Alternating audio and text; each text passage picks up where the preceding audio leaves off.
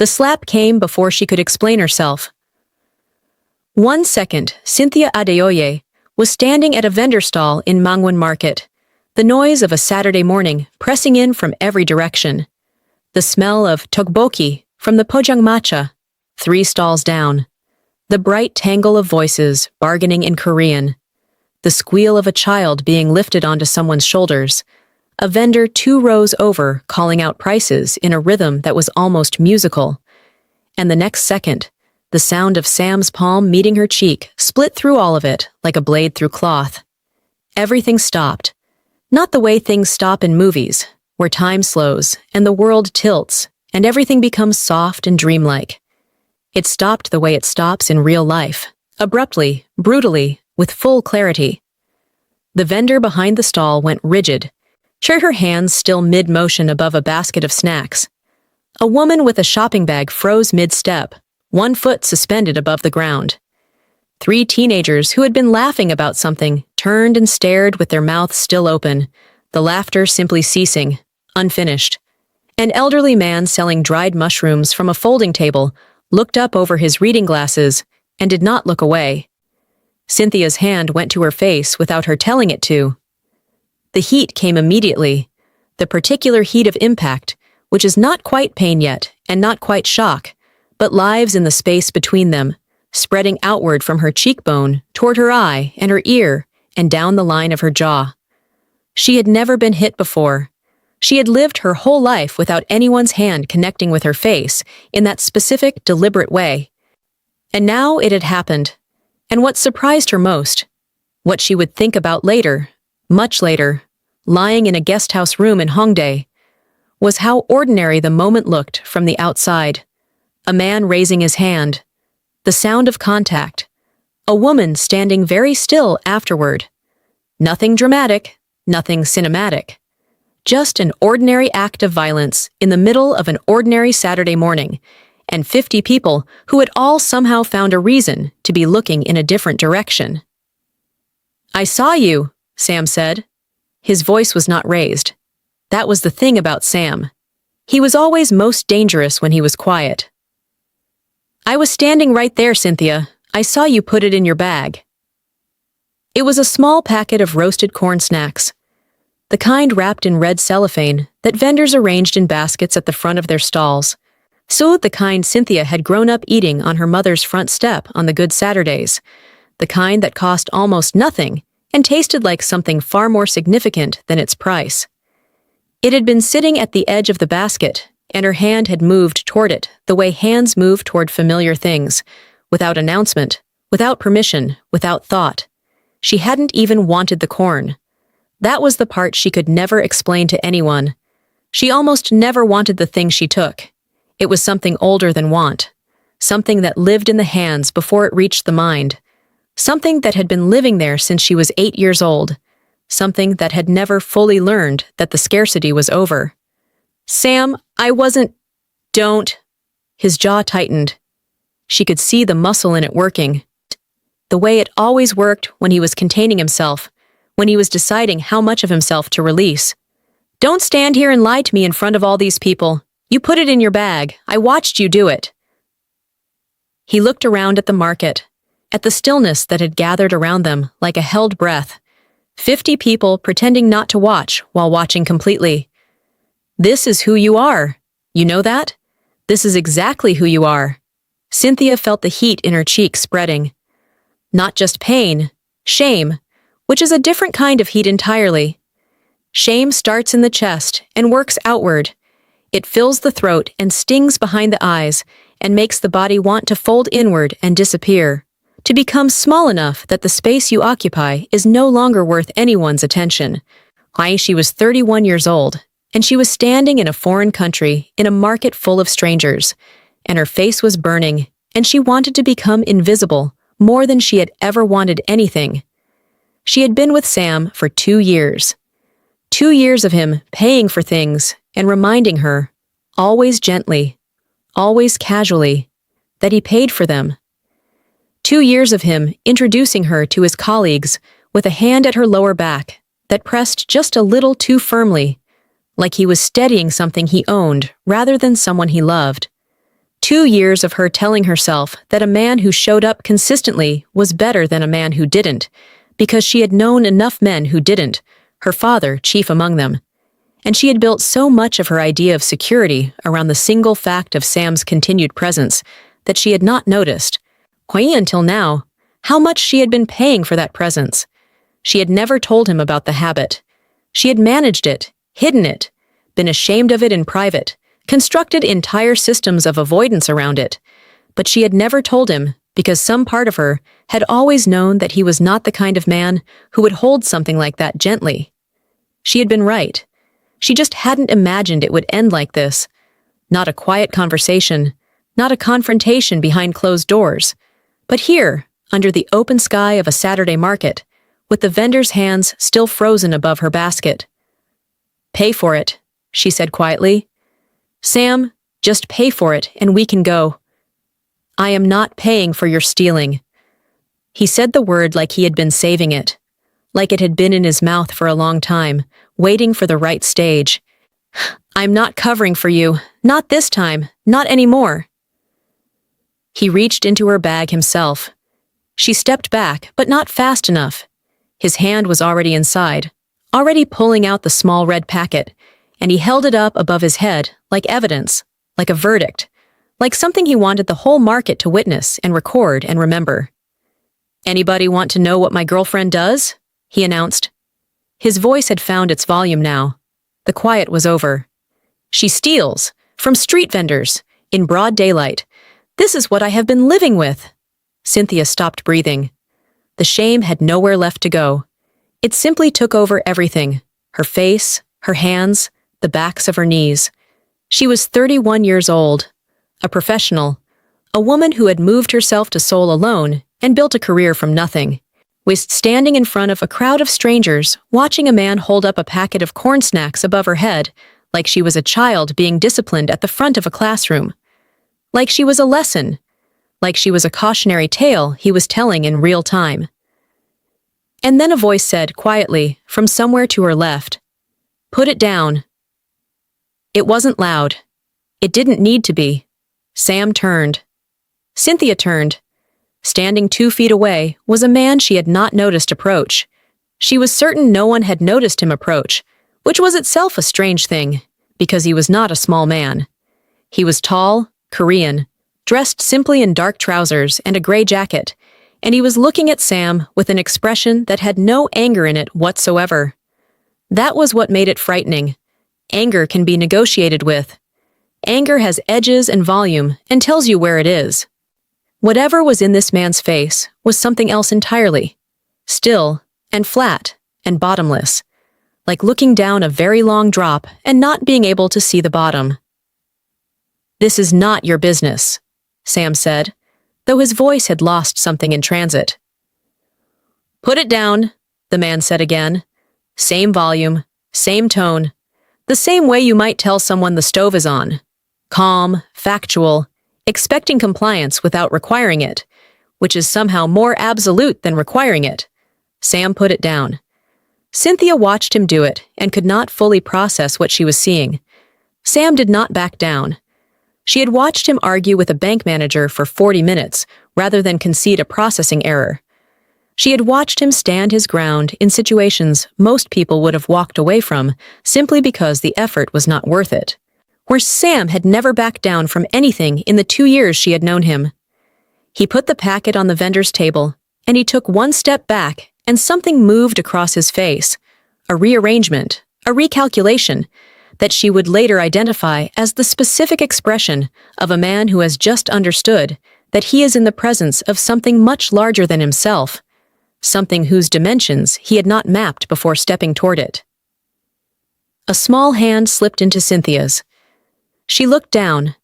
A little girl, 7, maybe 8, with a round face and serious eyes and 2 neat braids that had been done with real care, was standing beside her, holding her hand with both of hers, looking up at Sam with an expression of complete, uncomplicated condemnation, the kind that only children can produce, because they have not yet learned to coat their moral assessments in social politeness. "That was mean," the girl said. Not to the crowd, not performing. just stating a fact that she felt needed to be on the record. Nobody laughed. Nobody said anything. The man took one step towards Sam. Just one. He said very quietly, "You should go now." Sam went. He didn't storm off. He didn't make a scene of his leaving. He just turned and walked away through the market crowd, and the crowd parted for him the way crowds part for people who are retreating, and within 30 seconds he was gone, swallowed by the Saturday morning as if he had never been there. Cynthia stood in the middle of the market with a little girl holding her hand and a stranger looking at her without judgment, which was somehow harder to receive than anything Sam had just done, and she did not know what to do with any of it. Her cheeks still burned. Her hands were shaking in a way she could not make stop. The vendor behind the stall quietly picked up the packet of corn snacks and placed it back in the basket without a word. The teenagers moved on. The woman with the shopping bag continued walking. The market exhaled and returned to itself, and it was almost as if nothing had happened. Almost. "Are you hurt?" the man asked. "I'm fine," she said. The automatic answer. The one she had been giving for years to questions she was too tired to answer honestly. The one that was always partially true and never fully true, and had kept her upright through more situations than she cared to count. He looked at her for a moment, not with pity, not with the particular brand of sympathy that is really just discomfort wearing a kinder face, and said simply, "Come, eat something." Before we go any further, we have to pause right here and ask, where in the world are you watching from right now? Drop your city in the comments. Whether you're in Atlanta, Houston, South Africa, London, Lagos, Toronto, Accra, or Seoul, like our girl Cynthia, let us know. We love knowing who is here with us because this community is the whole point. His name, she learned, was Kang Ji-ho. He told her this the way people tell you the weather, simply without ceremony. The little girl was Min Seo, his daughter. They sat at a pojangmatcha at the edge of the market, the kind with orange plastic stools and a canvas roof and a gas flame burning under a pot of something that smelled like anchovy broth, and Ji-ho ordered without consulting a menu, and food arrived without him asking twice. He did not ask her what had happened. He did not ask why she had taken the corn snacks. He did not look at her with the particular expression she had been bracing herself for, the one that combined pity with judgment and called itself concern. He poured her a cup of barley tea and set it in front of her, and talked to his daughter about whether the fish cake was too salty. And Cynthia sat inside the unexpected mercy of being treated like an ordinary person and tried to remember the last time someone had done that for her. Min Seo ate with great focus and periodically looked up to study Cynthia with open, uncomplicated curiosity. "Your earrings are very long," Min Seo said. "Min Seo," Ji-ho said, without looking up from his bowl. "They are," Min Seo insisted. "I'm just saying what's true." Cynthia looked at the little girl and felt something in her chest move, the way something moves when you have been braced for pain and receive gentleness instead. "My mother gave them to me," she said. "She said long earrings make you look like you know what you're doing, even when you don't." Min Seo considered this very seriously. "That's a good trick." "It is," Cynthia agreed. Ji-ho set his chopsticks down. He looked at Cynthia, not for long, just enough to be direct. "The man who was with you, he is your boyfriend?" "He was," Cynthia said. See, she hadn't known that until she said it. Ji-ho nodded once. "Do you have somewhere to go tonight?" She thought about Sam's apartment, where half her clothes were, where her spare key was hanging on a hook by the door. She thought about her own apartment, smaller and quieter, the one she had been spending less and less time in because Sam had made her feel like being alone was a kind of failure. "Yes," she said, "I have my own place." Good. He reached into his jacket and set a business card on the table in front of her. Plain card, simple font, a name and a number. "If there is any trouble." She picked up the card. She didn't know then what she was really picking up. She found out gradually, the way you find out most things that matter. It started with small observations. When Jiho walked through the market to find her a taxi, and vendors who had been mid-transaction paused. Not theatrically, they just paused. A man on a phone call lowered his voice. Two men in delivery jackets who had been arguing stopped and stood quietly until Jiho had passed. She thought at first that she was misreading it. Then it happened again outside the market, and once more when she passed his building 2 weeks later, and the security guard, who had been slumped over a phone, sat upright before Jiho had even turned the corner. Nobody explained it. Nobody needed to. In Seoul, in certain circles, the name Kang Jiho carried the specific gravity of something very old and very permanent.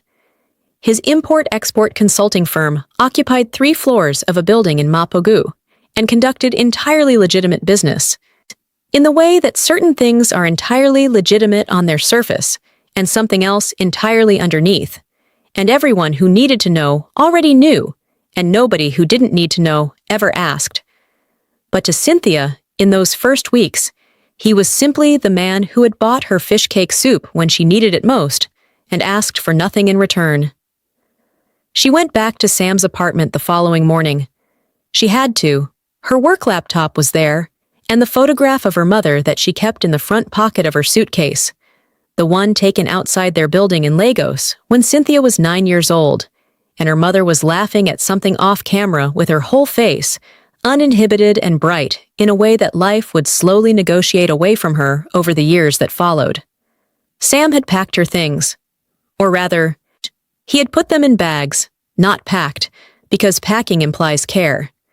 He had gathered her belongings the way you gather things that don't belong to you and shoved them into whatever was available. Her clothes were wrinkled. One bag had been left too close to the window, and the fabric inside was slightly damp from the previous night's rain. She found the photograph, though. It was in the book where she had tucked it for safekeeping, and Sam had not thought to look inside books, because Sam had never been the kind of man who looked inside books. She held it for a moment in the hallway of his apartment, her mother's laughing face, the building behind her, the Lagos morning light doing what Lagos morning light does, and she made a decision she should have made a year ago. She called Jiho from the stairwell. He picked up on the second ring. "I left," she said. "I have my things. I'm fine." She paused. "I just wanted to tell someone." There was a brief silence. Then, "Are you at his building now?" "In the stairwell." "Go outside. There will be a car in 4 minutes." She opened her mouth to say she didn't need a car, that she could manage, that she hadn't called, because she wanted anything from him. And then she closed it. Because the truth was, she was standing in a damp stairwell holding a photograph of her laughing mother, and she was very, very tired of managing. The car came in 4 minutes. Exactly 4 minutes. If you've ever had to leave somewhere you knew wasn't good for you, but still felt like the only option you had. If you've ever stood in that stairwell moment, then you know exactly what was happening inside Cynthia right now. And if this story is already reaching something in you, go ahead and hit that subscribe button. We are just getting started, and you do not want to miss where this goes.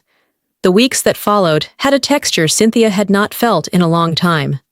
Not happiness exactly. It was quieter than happiness, more structural. Like the feeling of a room that has been properly built. Everything level, nothing rattling. Jiho mentioned, without making it a favor, that a senior contact of his was looking for a textile sourcing consultant for a private project. Someone who understood West African fabric traditions and could navigate Korean suppliers.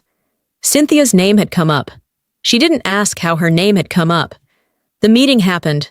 The contract followed. It was the largest private commission she had received since relocating to Seoul. And it opened 3 more doors within the month, because quality work is its own momentum, and she had always had the quality. It was the doors she had been missing. She did not move into Jiho's apartment. She went back to her own place in Mapogu, and she cleaned it thoroughly, and she bought a plant, and she cooked herself a proper meal for the first time in weeks. But she found herself at Jiho's building often, because Minseo had decided that Cynthia was important, and Minseo was not the kind of child who kept that kind of opinion to herself. "Can she come for dinner?" Minseo asked her father one evening, not about Cynthia in the third person, but directly to Cynthia's face, while Cynthia was standing right there. "I want to show you my plant collection. I have 11 plants, and my father says that's too many, but I think the right number of plants is however many you have room for." "She's right," Cynthia told Jiho solemnly. He looked at both of them with an expression that was not quite a smile, but was adjacent to one. "Dinner at 7, he said, and went back to whatever he had been reading. The plant collection was indeed 11 plants. Minseo knew every Latin name and was not shy about sharing them. Cynthia sat on the floor of the child's room and listened to a detailed explanation of the difference between pothos and philodendron, and felt, for the first time in a very long time, like herself. Not the version of herself that had learned to be smaller in Sam's presence. The actual self, curious, a little too loud when something delighted her, while willing to sit on the floor and listen to a 7-year-old explain the Latin names of houseplants for 40 minutes. Jiho appeared in the doorway at some point with 2 cups of tea. He set Cynthia's down beside her, without interrupting Minseo's lecture, and went back to the living room, and the small domesticity of it. The cup of tea, placed carefully, the space given, did something to Cynthia's chest that she didn't immediately examine. But she was not free. She had never been free of it. The habit was old and deep, woven into the architecture of who she was in ways she had spent years trying to paper over. It had started at 8 years old, in a primary school classroom in Lagos, on a Tuesday when her mother had been unable to pack her lunch because there had been nothing to pack. She had sat through the morning with her stomach folding in on itself, watching her classmates open their lunchboxes, and when a girl named Adeze went to the toilet and left her box unattended, Cynthia had eaten 3 of her chin-chin without thinking, hand to box to mouth, the way the body moves when it has learned that waiting means going without. Adaiz had come back and said nothing, maybe hadn't noticed, and Cynthia had spent the rest of the afternoon vibrating with shame and relief in equal measure. She had never shaken that vibration. It had just found new containers over the years. At a client lunch in her 3rd week on the new commission, she had pocketed a small wrapped chocolate from the glass bowl on the conference room table, unconsciously, jerked her hand moving while her attention was on the fabric samples being spread before her, and only realized what she had done on the subway home when she found it in her jacket pocket. She put it back the following day, made an excuse to be in the building again, and slipped the chocolate back into the bowl and walked out fast, her heart running ahead of her body. She thought about telling Jiho. She thought about it often, in the way you think about something you're not yet ready to do, turning it over, setting it down, picking it up again. Then the cookies happened, and everything she had been building cracked. It was a Thursday afternoon, the kind that feels longer than other Thursday afternoons for no particular reason. Cynthia had been walking back from a client meeting in Yeonam-dong when she passed a small lifestyle boutique with a display tray of almond cookies near the entrance. The promotional kind, set out to draw people inside, wrapped in individual clear cellophane with a small printed card. She had stopped. She had stood there on the pavement, and for a moment she had been fully conscious of the choice in front of her. She knew it was a choice. That was the terrible thing. She always knew, on some level, that it was a choice, and still the hand moved. She took 3, slipped them into her bag, and walked on, and told herself they were promotional items, that they were meant to be taken, that it wasn't the same as the corn snacks in the market, or the chocolate in the conference room bowl. Cyrone, and she knew while she was telling herself all of it that none of it was true. Minseo loved sweets. That was the only reason Cynthia brought them out that evening when she stopped by after a call with a client that had run long. Jiho was in his study on a call. Minseo opened the door and led her inside with the authority of a child who has decided that you belong in her home, and Cynthia set the 3 cookies on the kitchen counter and unwrapped one and handed it to her. Minseo ate it the way children eat sweets, completely, with full attention, with satisfaction.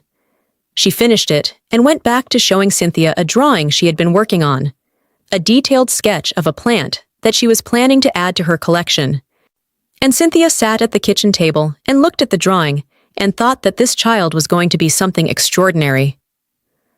17 minutes later, Mincio said her throat felt funny. Cynthia thought it was nothing. Children said things felt funny all the time. She poured her a glass of water and told her to drink slowly. Mincio drank slowly. Then her voice went strange, thinner, a little rough at the edges, and Cynthia looked at her properly and saw that the skin along her jaw had gone slightly swollen, a puffiness that had not been there before, and something cold and electric moved through Cynthia's body from her feet upward. She was at the study door in 3 steps. "Jiho!" She didn't shout. She didn't need to. Her voice carried exactly what was happening in it. "Something is wrong with Minseo." He was out of his chair before she finished the sentence.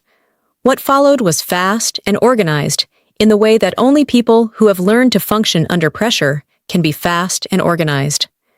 Jiho was on the phone to someone while simultaneously getting Minseo's jacket on her, speaking to his daughter in a low, steady voice that gave nothing away, even as his face gave everything away to anyone who knew how to read it. Cynthia grabbed her bag. They were in the elevator in under 2 minutes. In the car, Jiho asked, without looking away from the road, "Did she eat something?" "I brought cookies," Cynthia said. Her voice sounded far away from herself. "From a boutique near—" "What kind?" She closed her eyes. "Almond." The card said almond. A muscle in Jiho's jaw moved. That was all. But Cynthia felt it as if it had been a sound, as if the silence around it had a shape and a weight, and she was the one carrying it. Mincio was treated quickly. The hospital had been expecting them. Someone had made a call that made that happen. The allergy response was caught early enough that within 2 hours, Mincio was sitting up in a hospital bed explaining to a nurse which of the monitoring equipment she found interesting and which she found unnecessary. She was going to be fine. She was going to be completely fine. Cynthia sat in a plastic chair in the corridor outside and did not move for a very long time. Jiho came out of the room at some point and sat in the chair beside her. He didn't speak. She didn't speak. The fluorescent lights of the hospital corridor hummed above them. A cart of supplies rolled past. Somewhere down the hall, a phone rang and was answered. The silence between them was the most honest thing that had happened all evening. She knew, sitting in that corridor, that she could not keep living in the gap between who she was trying to be and what her hands kept doing. She knew it the way you know things that have been true for a long time, but required the right catastrophe to become undeniable. A child had gone into allergic shock, not because Cynthia had meant harm. She had never meant harm in her life, but because she had taken something she hadn't paid for and hadn't checked and hadn't thought, and not thinking was no longer a private problem that only ever hurt herself.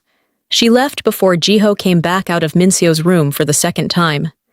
She took her bag, and she walked out of the hospital, and she found a taxi, and she went home.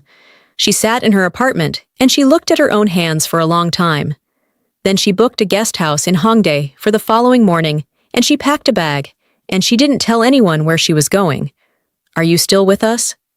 Because what just happened, that corridor, that silence, that is the part of this story that I need you to stay for. If someone you love has ever had a secret that cost them more than they ever meant it to, hit that like button. Let us know you're here. This story is for every woman who has ever sat in a corridor of her own making and had to decide what to do next. She stayed in Hongdae for 4 days. The guest house was small and clean. Says run by a woman in her 60s who made rice porridge every morning and left it in a pot in the common kitchen without ceremony, without expectation, without the particular brand of helpfulness that requires you to perform gratitude in return. Cynthia ate the porridge every morning and appreciated the absence of performance. She took long walks along the streets near Hongdae's University District, streets busy with young people moving with the specific energy of those who have not yet accumulated enough history to feel its weight, who had no idea she existed and needed no idea of her existence, which was exactly what she needed. She called her client and rescheduled her week. She did not call Jiho. She did not call anyone.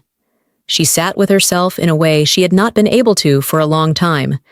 Not the frantic, anxious sitting with yourself that is really just avoiding yourself with extra steps, but the actual kind, the uncomfortable kind, the kind where you stop moving long enough for everything you have been outrunning to catch up and sit down across from you.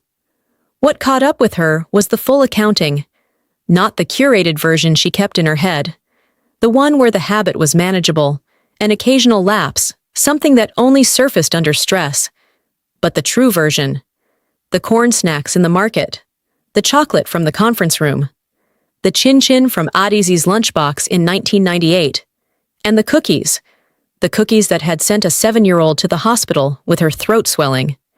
She sat with all of it in the small guesthouse room with the yellow curtains, and she did not look away. That was new.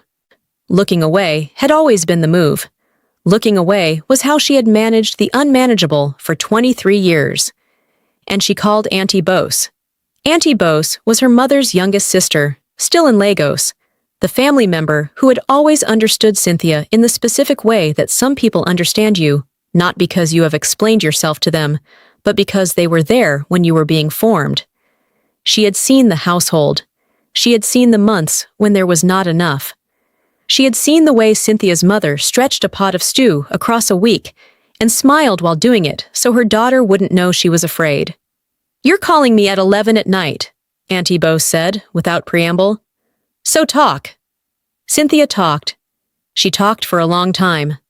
She told her about the market, and Sam, and the corn snacks, and Jiho, and Minseo, and the cookies, and the hospital corridor. She told her about the chocolate in the conference room, and the chin-chin at primary school, and the years in between. All the years of her hands doing the thing her mind told them not to do. All the shame that had accumulated quietly in the spaces where self-worth should have lived. Auntie Bose listened the way she always listened, completely, without filling the silences.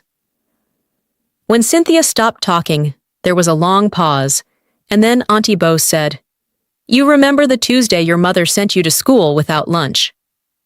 "Yes." "I know you do. I was there that afternoon when you came home. Oh, you didn't say anything, but I could see it in your face. That particular face children make when something has happened that they haven't found words for yet." She paused. "Your mother cried that evening, you know, after you were asleep. Not because you had done something wrong, because she felt she had." Cynthia pressed her hand against her mouth. "You were 8 years old, Cynthia. You were 8 years old, and you were hungry, and you did what hungry children do. That is not a character flaw. That is a child surviving."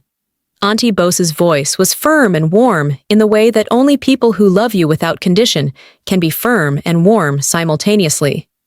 "But you are 31 now, and surviving the way you survived at 8 is hurting you at 31. So what are you going to do?" "I don't know." "Yes, you do. You've always known. You're just waiting for someone to tell you it's all right to need help." Cynthia wiped her eyes with the heel of her hand. "It's all right to need help," Auntie Bose said.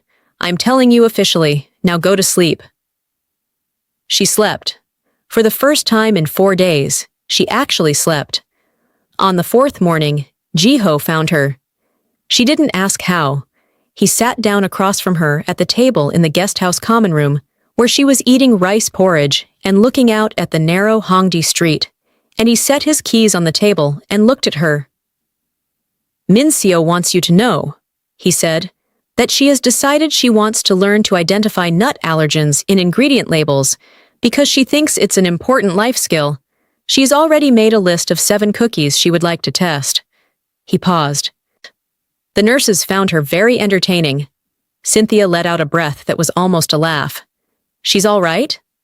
"She is absolutely herself." He looked at Cynthia steadily. "Are you getting help?" The question landed simply, without accusation. Not, "Are you going to get help?" or "Why haven't you gotten help?" or "Do you understand what you did?" Just, "Are you getting help?" Present tense. As if it was already decided, and he was only asking about the timeline. "I'm going to," she said. "I have a name, a counselor. Auntie Bose found her." She looked at her hands around the porridge bowl. I'm sorry, Jiho. I'm sorry about Minseo. I know you are, he said, simply, without using it as leverage. She looked up at him. The cookies, I took them. From a display at a boutique. I didn't pay. She had never said it that directly before. Not the raw version, not without softening it first. That's what I do. That's what I have done for most of my life. Food, mostly.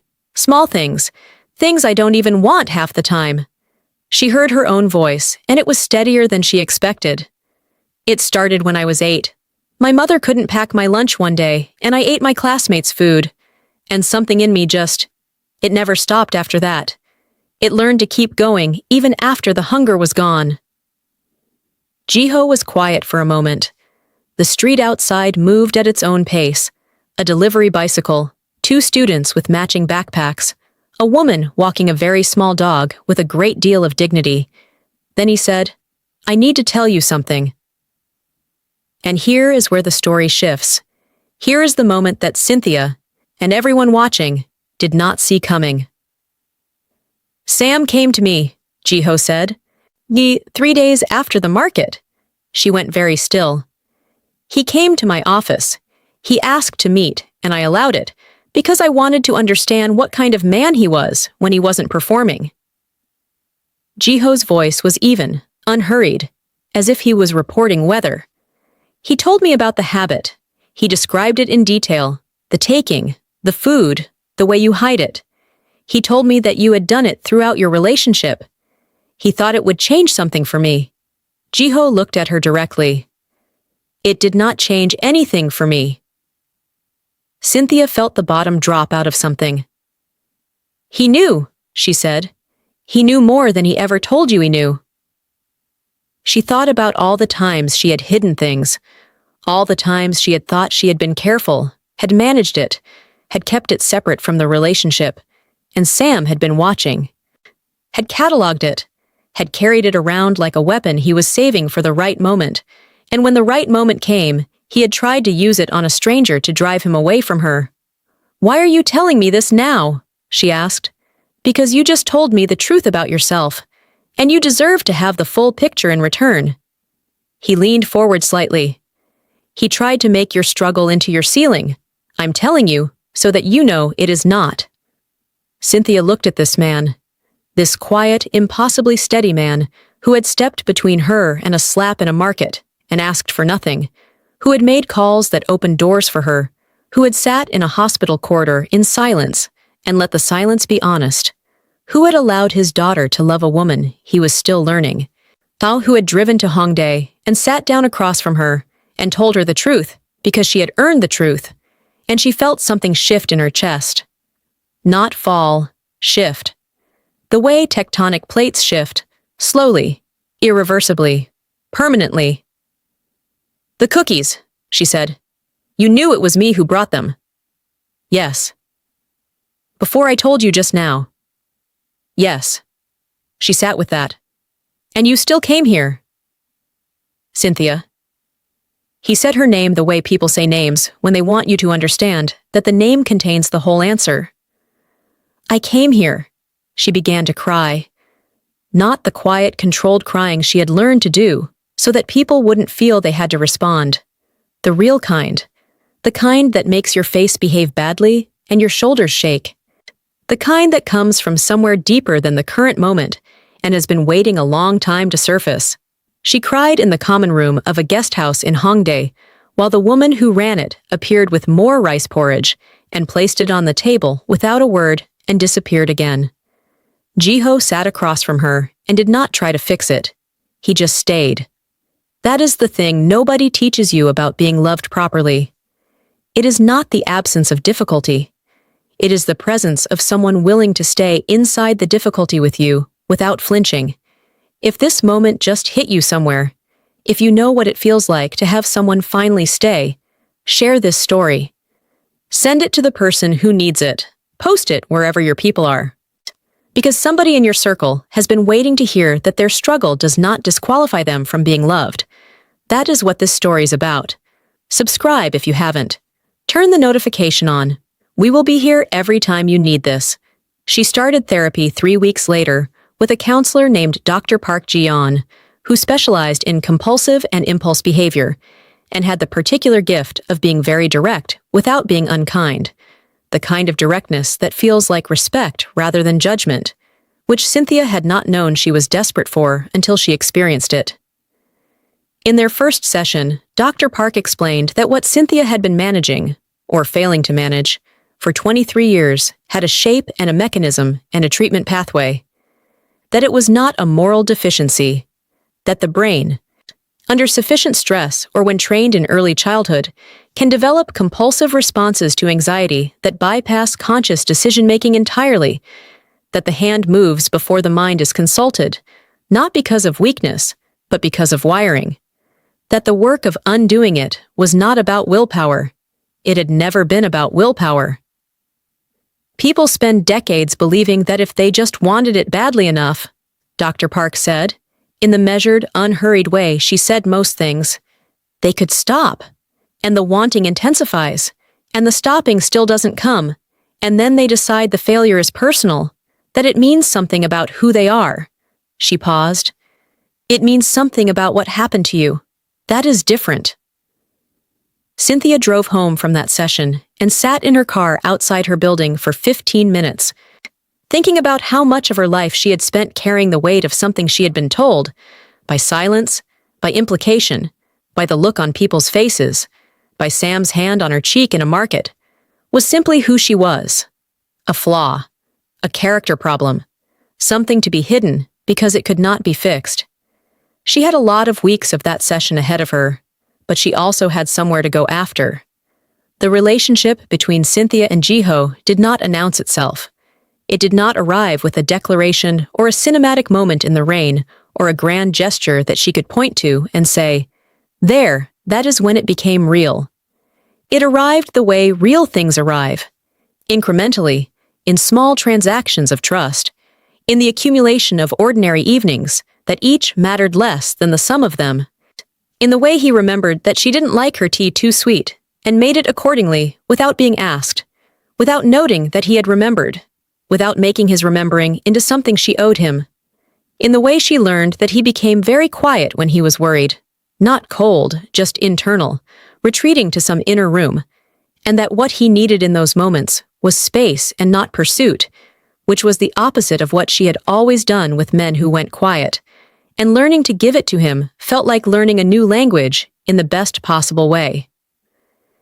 In Minseo's running commentary on both of them, delivered with the authority of a child who has decided that the two most important adults in her life should simply be in the same room as much as possible, and that if they were not, that was an administrative oversight she was prepared to correct.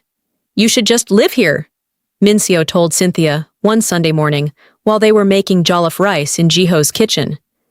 It was Cynthia's mother's recipe, the version with the smoky bottom, and Minseo had declared herself the assistant and was taking the role very seriously.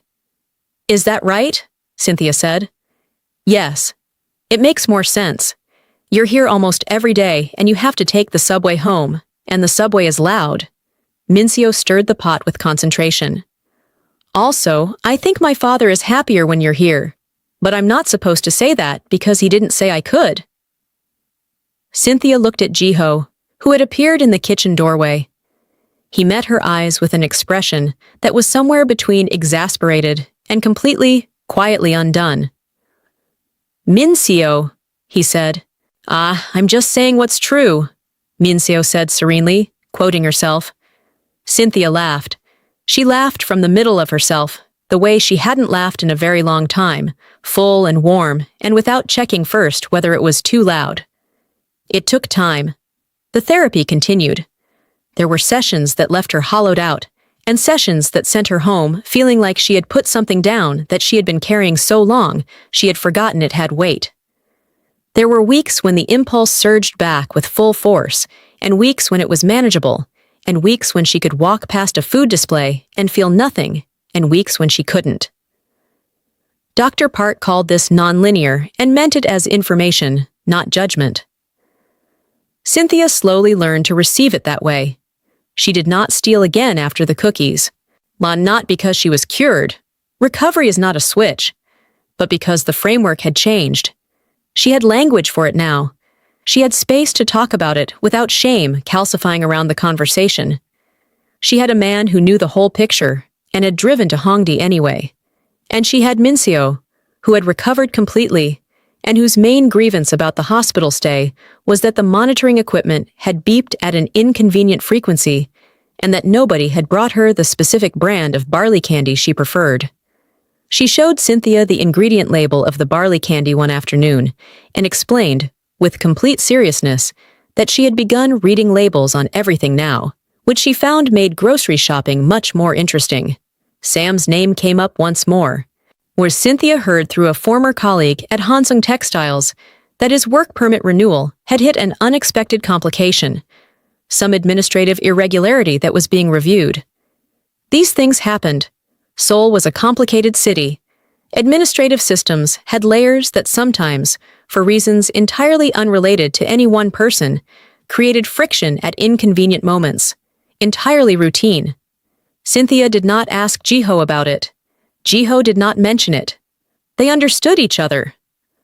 The following spring, a Saturday, the market beginning to bloom with vendors carrying the particular energy that warm weather returns to outdoor spaces, Cynthia walked through Mangwon Market with Minseo's hand in hers. They had come for vegetables and a specific kind of dried seaweed that Minseo insisted was superior to all other dried seaweed. First and Jiho had stayed home because someone was coming to talk to him about something he did not specify, and that Cynthia understood she didn't need to know about.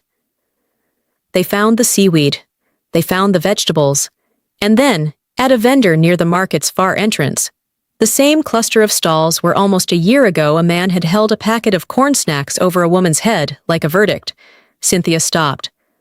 On the vendor's table was a bag of dried mango. The good kind, the Nigerian kind, dried with salt and a little chili, the kind her mother used to buy from the woman 2 streets over on Fridays when the week had been decent. She had not seen it in Seoul before. She picked it up, held it, felt the old pull in her hands, familiar, patient, waiting. She set it down, opened her bag, found her wallet, paid for it. Seoul, the vendor, smiled and handed her a small receipt and moved on to the next customer, completely unaware of what had just happened. Minseo looked up at her. The child said nothing, but she tightened her grip on Cynthia's hand, briefly, and then loosened it again, and they walked on through the market together in the spring morning light. When they got back to the apartment, Jiho was on the phone in his study. He finished quickly when he heard the door. He came out to the kitchen and saw the bag of dried mango on the counter and looked at Cynthia, and she met his eyes, and something passed between them that required no translation. He crossed the kitchen and kissed her forehead. Simple, quiet, permanent. Minseo, who had been watching, nodded with the satisfaction of someone whose theory has just been confirmed. "I told you," she said to no one in particular, and went to water her plants.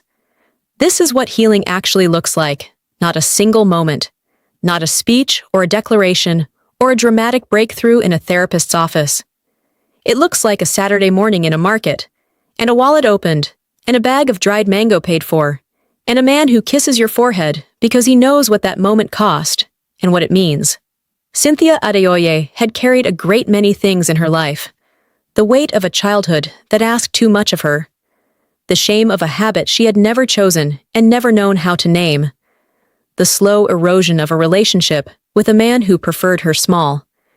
She had carried all of it, the way women carry things, quietly, internally, still showing up, still functioning, still standing. But the thing about carrying too much for too long is that when someone finally offers to stand beside you, not to carry it for you, not to fix it, just to stand there while you figure out how to set it down, the relief of that is so enormous it can remake everything.